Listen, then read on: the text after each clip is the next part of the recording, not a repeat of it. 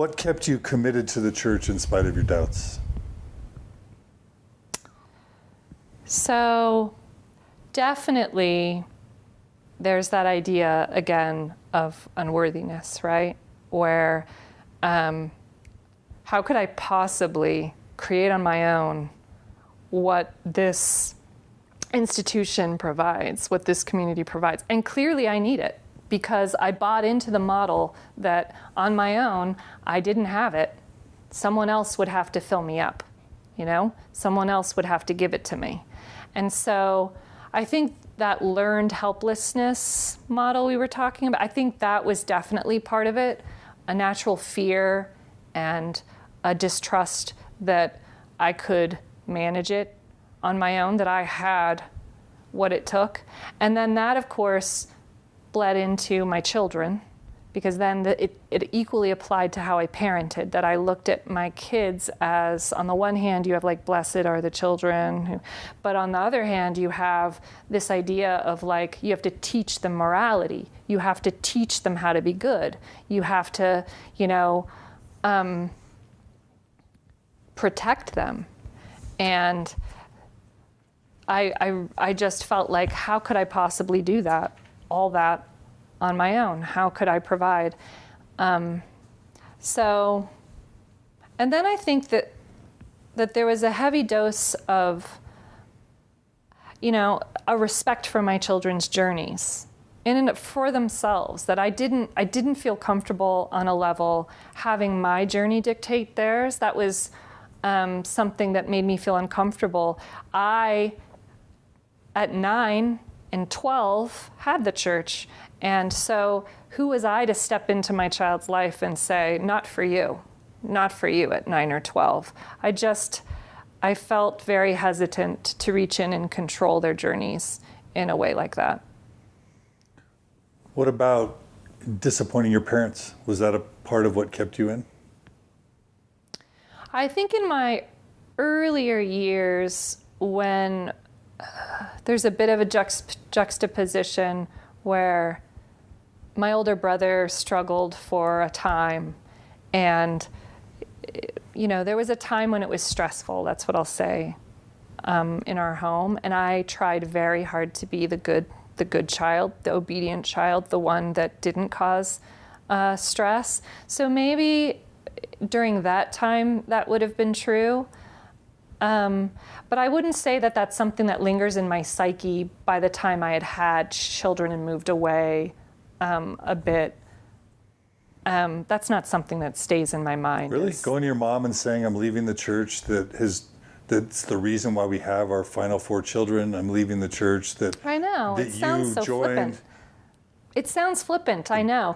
All I can say is it wasn't in my psyche. And I do have this, I have a strange mix of really loving structure and stability, and also saying, when it's time, I'm done.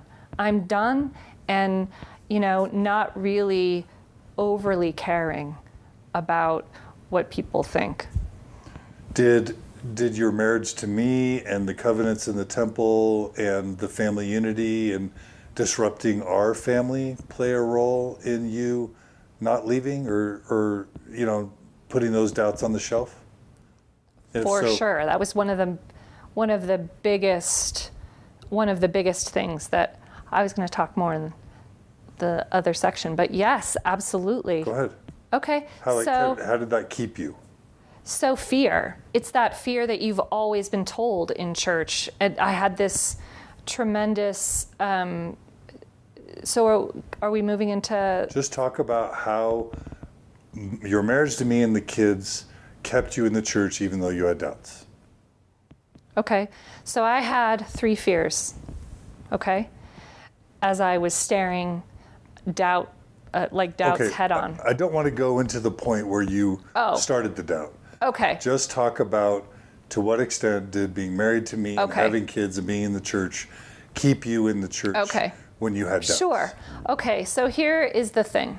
When you marry someone and you marry someone with this sort of, it feels like there's this agreement of church participation and testimony, and it becomes intertwined with love for that person. It's that conditional love model. So yes, to think about leaving, it was like me thinking about, well, how much of us is actually in the church part? Like if we take that part out, like how much love will be left? Can we be committed without it? And that's where that individuation and that personal growth that comes from your own voice and your own development, where it has kept us young and immature, is that at that point, I didn't view myself as a fully formed adult. I really was enmeshed in this system, in this structure, right? Where my identity was not fully developed, and it was absolutely dependent on this larger entity, independent from me.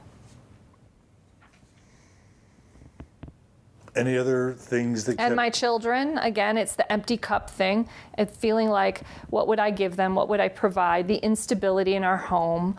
Then what do we do? Then where are we going? Then we're like reinventing the wheel. Is that how I had no models for that. I didn't know anyone really doing that. And so for me, and my sort of personality type, family and my marriage, it's everything to me.